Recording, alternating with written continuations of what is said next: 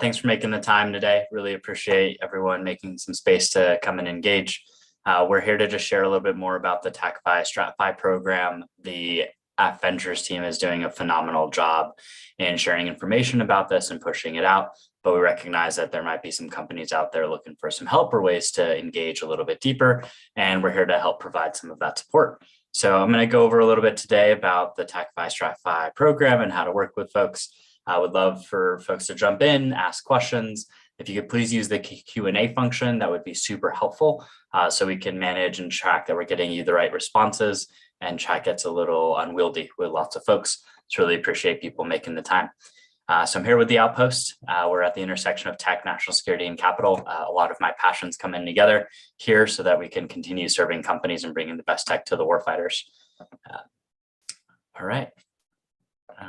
So I accidentally clicked our link.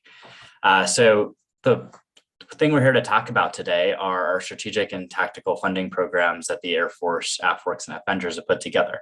The purpose of this program is really to accelerate the growth and development of SBIR, STTR companies that have gone through that process, and to double down on accelerating those relationships. It's really about growing those programs to being a part of programs of record and providing funding pathways to bridge that valley of death, so that as a company is looking at, well, how do I get to be a part of this program of record? How do I get to be a part of the funding cycle in that program as well? Because often they're program funding about 3 to 5 years. So how do you look at that as a strategic option of how do you break into that cycle? This is meant to be a pathway and a tool to use that gets that commitment in from that government stakeholder saying they want to be a part of this process, and gets them involved in executing these efforts. And that also ties them into the program offices, the people making these decisions on which capabilities they want to bring into the table. And so this provides a real pathway as we're looking at how Ventures is built, right? They do tons of small bets, a few hundred medium-sized bets, and then a handful of strategic and tactical bets that the goal is to create more defense primes, right? We want to create more unicorn companies, more billion-dollar opportunities in this space so that we can compete against the primes. And so we want to help make that happen here at the Outpost, and helping companies understand how to build those relationships and where to get connected to. So over the past 2.5 years at the Outpost, we've helped over 300 companies and over $250 million in awards. We've helped sign over 100 MOUs, whether that's with the customer and user, trying to bring all of that together so that we have a comprehensive picture. We won 100% of our STRATFI and TACFI submissions. So we've worked with numerous companies to get after their submissions, and happy to, if you want to engage with us on a one-on-one basis, happy to provide some referrals in that space as well.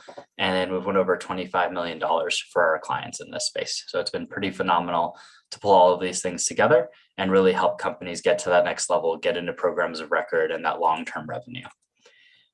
And how do we do that? Well, just pulling up the application requirements that are occurring for this round of the TACFI STRATFI process. We're going to be here with you throughout this entire pipeline to help you with that proposal development, to help you with that relationship development, really locking down that customer and end user memorandum of understanding, helping get that buy-in from that contracting office. We help provide a lot of coaching and mentorship to the companies and to the government team members that you're engaging with, because they often don't understand how the process works. It's an education process for the entire Air Force as well. The open topic program is 3 years old, and it still takes a lot of time and effort to educate people about how to run these programs, how to execute them. And a big part of the TACFI STRATFI process is that the local contracting office is going to have to execute on these options. And so if you want to bring them into the fold, right, we're going to be here to help guide them through that. We have a prior contracting officer on our team. I've done many of these myself. Many of our team have walked people through that, and to help get those companies all the way through. And the companies we've helped with TACFI this last year as well are asking for that help. How do we get them through that part of the pipeline? How do they help that contracting officer get the right solicitations out, get them the responses? And so as we're looking at what work we'll be doing with the companies this year, right, we really want to help you identify who those customers and end users are, get all of the pieces put together for your STRATFI TACFI effort, get all the R&D pieces right, make sure it ties back to your phase 2 effort, and really tie that narrative down tight so that you can get a good TACFI and STRATFI package in the door. And then another big piece of this, right, is the matching funds, right? A whole part of this is having to pull together government funding for 3 of the 4 options that exist. If you're going for TACFI, right, the goal is to bring up to $1.8 million in government matching funding, or you can even get after some private funding in that space.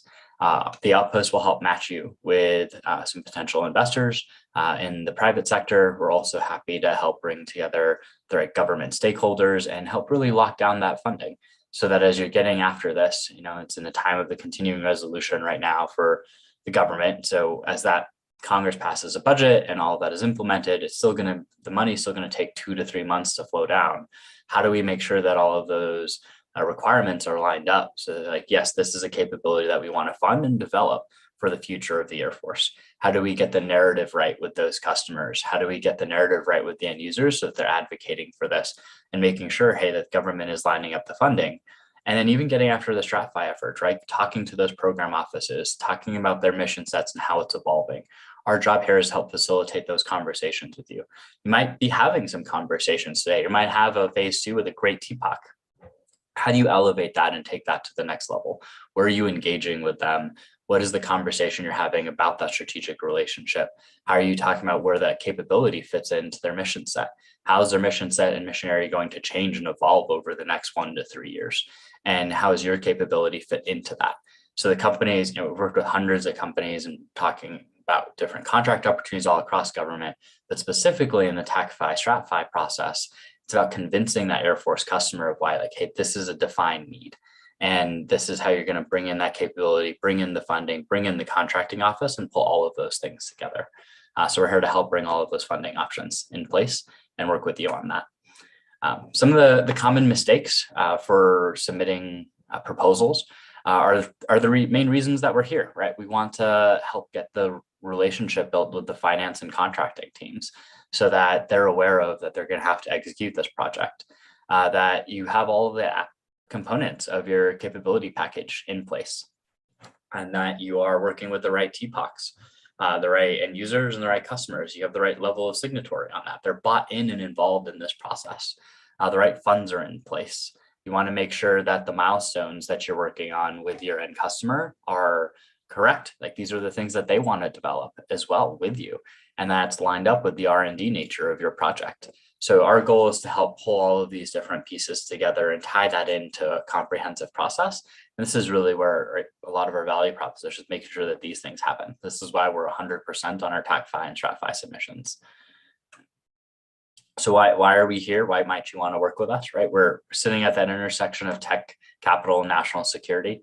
We have an experienced team of people that have been inside of government, done this for many, many years. We love building out AFWorks and the whole process there. And really it was about how do we truly bring the best tech into the government space, and continuing that passion is a lot of what our team has, of people that care deeply about that mission set, to say, hey, we want to bring our expertise from government and understand how we do contracting, understand how we put together the right structures. How do you actually lock in funding, closing those deals? And we also have proposal writers on staff, creative director, we have a marketing and sales team, and we're going to bring all of that to bear to work with you as a company to get after a lot of these opportunities. And so our whole goal and focus here is to help you be successful down this process. So love to talk to some questions and go from there. Have contact information's on here. I see 3 questions in the Q&A. I'll jump through those in just a second. One of the things I also wanted to highlight were that last year, 162 capability packages were submitted, right? So there's a large opportunity here throughout this process of getting multi-year contracts, generating revenue, and connecting to those programs of record. And we really want to help you do that. If you take a look at some of the companies that went through over the year prior, right? We have Anduril, who's $1 billion valuation company. You have Wicker that was acquired by Amazon. You have Virtualytics that's tied into a lot of the efforts across the digital engineering space. And that's just some of the top examples of how these companies are growing to $1 billion valuations. And the program is truly fostering growth and competition in the defense space. And we want to be a part of that. We want to help that grow, and we want to help companies scale. And that's really what we care about. We want to be a part of that process with you. So I will pause my sharing and jump into the Q&A. Casey says for TACFI, STRATFI, can this be used for National Guard units if we had a successful SBIR with an active duty Air Force unit? Absolutely, right? So that is a process that you can engage in. If you have a unit, right, you want to get that end customer and user in place, and it can be anybody inside of the Department of the Air Force. So it doesn't matter who your TPOC was for your prior phase 2, they're looking for who's going to sponsor this and take this to the next level. So absolutely can help do that process. Matt, you asked, I haven't been able to find a due date for this year in guidance released so far. So they've said in the some open topic AMAs that they'll be due June 30th. They don't have an opening date yet for the portal, but that window will still be due June 30th. And Outpost team, feel free to jump in here and ask questions. We're happy to walk through that and engage with you on this. So if you have answers to some of these questions, feel free to pop them in chat or answer in the Q&A section. You'll be able to come on as a panelist and do that as well. Chad, you asked, our phase 2 ended in September 2021. We have a commercialization funds. We have commercialization funds that we can potentially use against the TACFI. We have committed end user in the Space Force. Do we need another third party, or can we fund this using ARR and forecasted revenue? So this is something I'd want to dig into a little bit with you on, like, hey, what were the timelines for those funds? Did you raise private funding here? Do you have purchase orders in place for that TACFI? So we really want to look at that matching funds guidance very specifically and understand your use case. Happy to take that offline and dive in a little bit deeper on that call. And then, because I think there are definitely some ways that we can make that happen.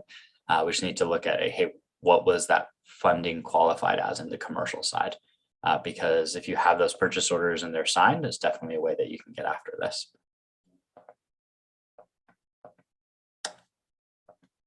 Darush, you asked, hey, let's say we have matching funds from the state and use the purchase orders matching funds. Can the end users or customers sign off without adding matching funds of their own? And so that's going back and talking about the one-to-one private funding example. Right? We have to double check and make sure, hey, when did those funds come in? Check the purchase order dates. And we really want to dive into those details. But yes, that is a viable pathway to get private matching funding. And you don't have to bring in any additional funding from the government stakeholders. There is that option for the TACFI process, $1 of SBIR and STTR funds and $1 of private matching funds. So we got a question from Anonymous. Does full acquisition of a company count as private matching funds? If not, is there a way to allow it? If you could explain a little bit more about your question. So are you saying that, hey, there's another private company that's acquiring your company and you'll still qualify as a small business? Then that might be something that we can look into. It's under the traditional defined rules of how they have private matching funding today. It's more about a purchase order or an investment. So if you have a full-blown acquisition of that company, that might be something we have to ask and look into. Got a question from Anonymous. Hey, what's our engagement model? We're a fee-for-service company. We have both a retainer plus success fee. And so happy to talk to companies about that as we're engaging with them on a one-on-one basis. Julian asked, how much private sector traction does AFWERX want to see to prove the product is dual use?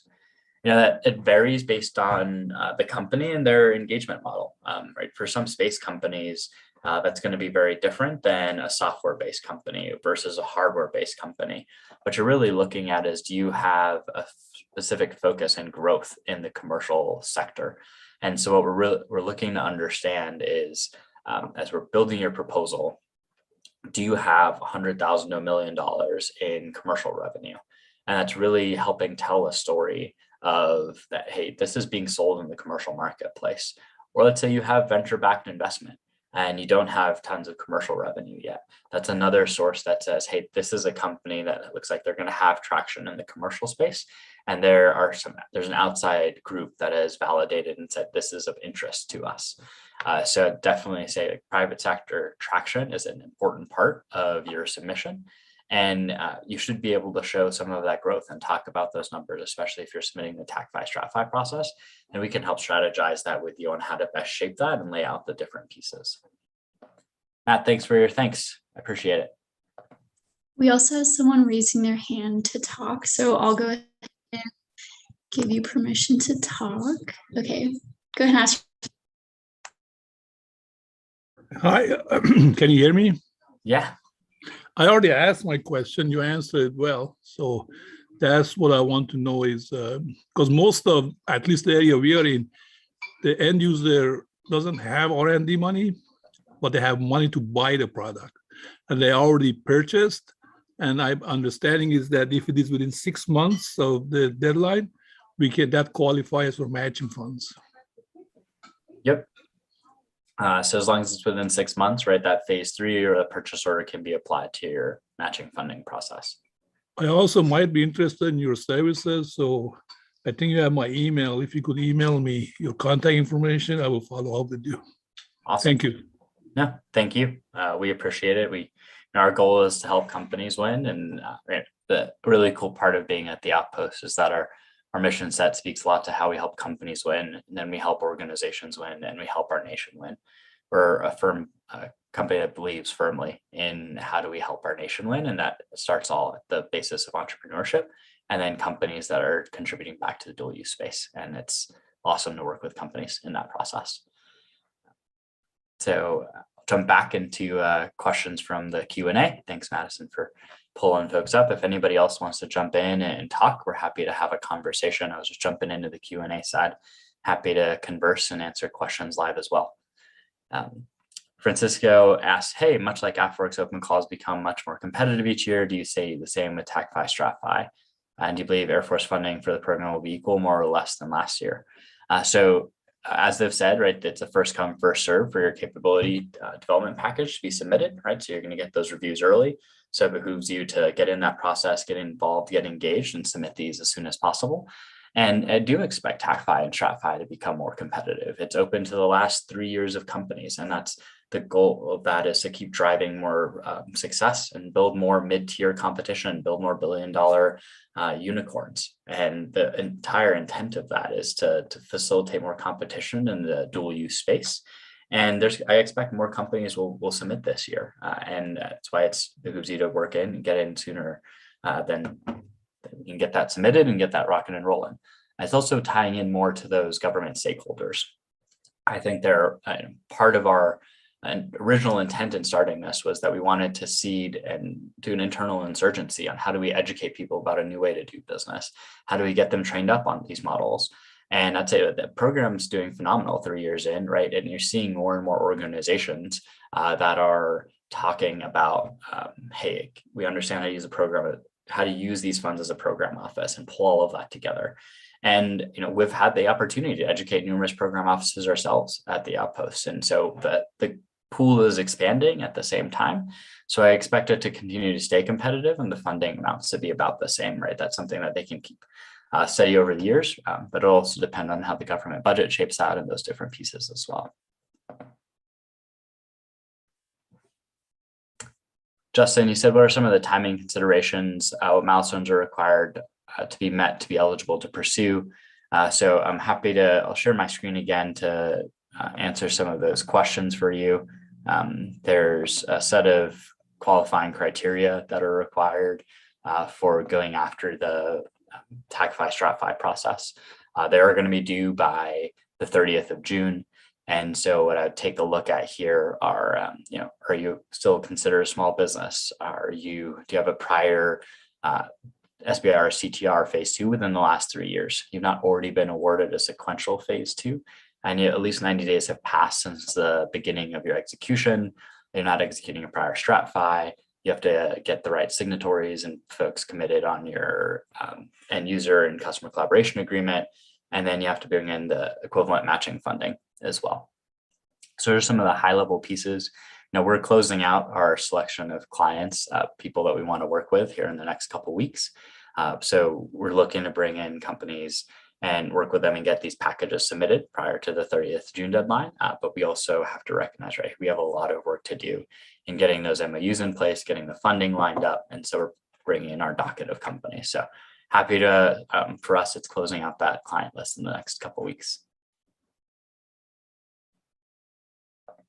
All right, on to the next question.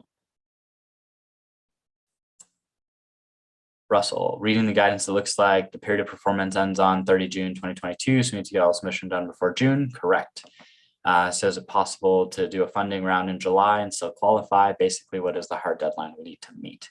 The hard deadline there is definitely going to be 30 June. Private matching can be investment for equity or convertible note and or purchase orders. And those are the timeline for how those flow through can be a part of your submission package. And so, ideally here, you're going to want to close your funding round, get those LOIs in place before your submission on 30 June.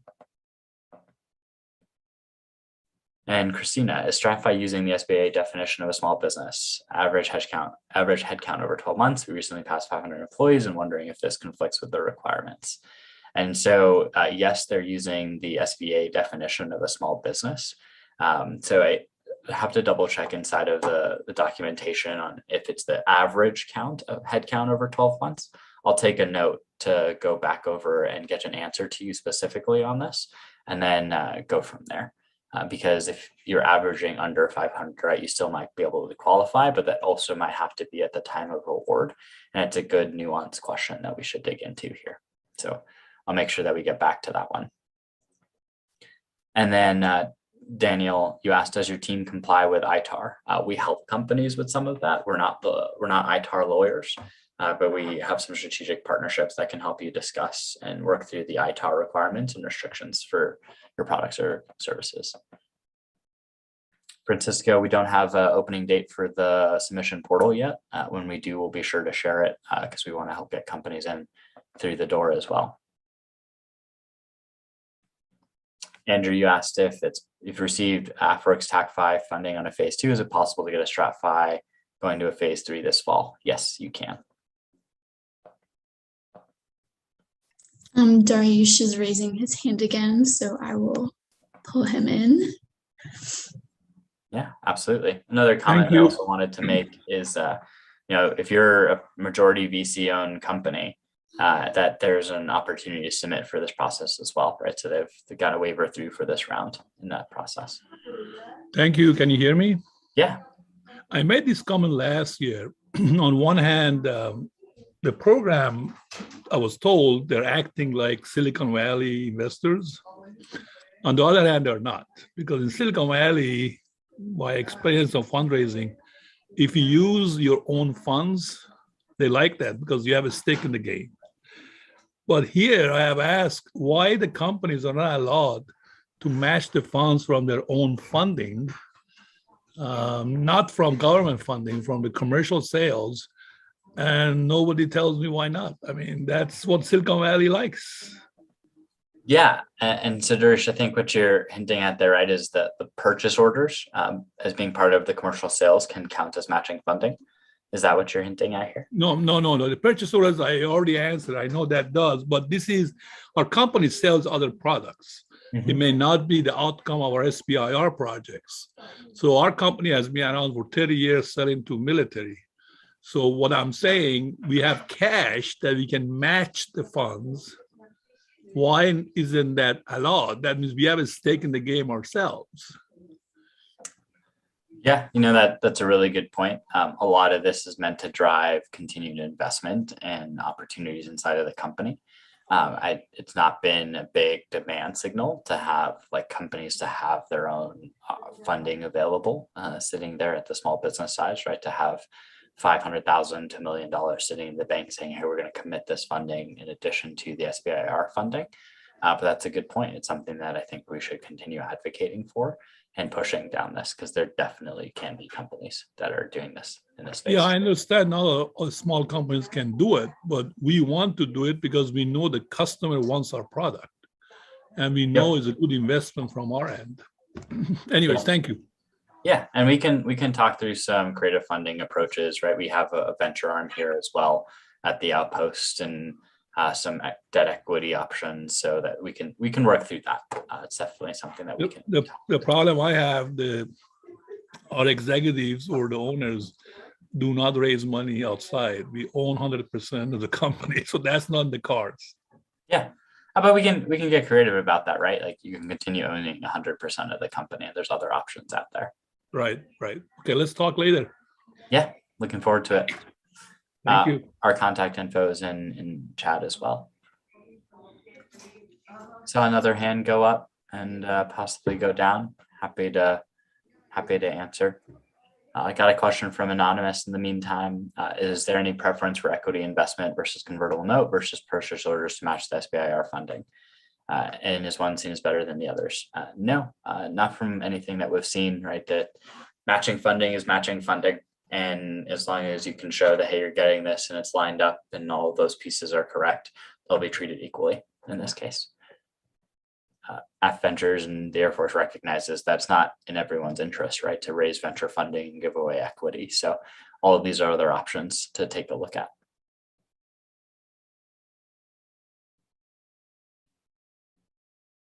Russell, you put a question in chat here as well. So if you use debt as matching funding source, so if you get 3 million in debt financing, can this qualify as matching funds? I'd say yes. So I'd also want to look at like, hey, what's the timing on that? And then what are you using that debt funding for? And then how does that qualify to the R&D process of what you're wanting to work through?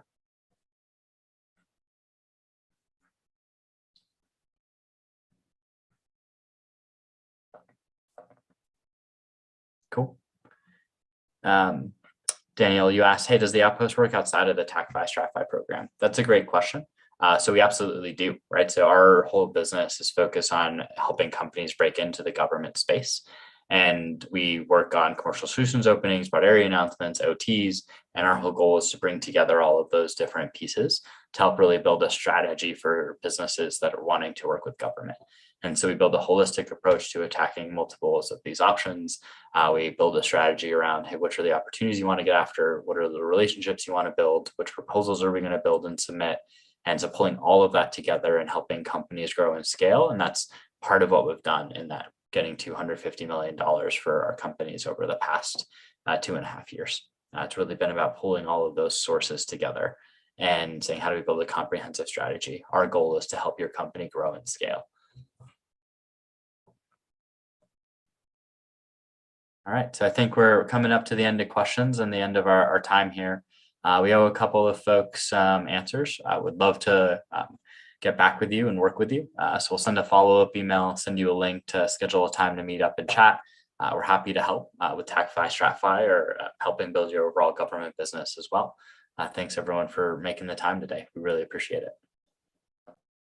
Yes, thank you, everyone. Like Joey said, we'll be sending out follow-up emails. We'll also be including a recording of this webinar as well as the slides, so you guys can use that as a resource moving forward. Thank you so much for joining us. Have a great rest of your day.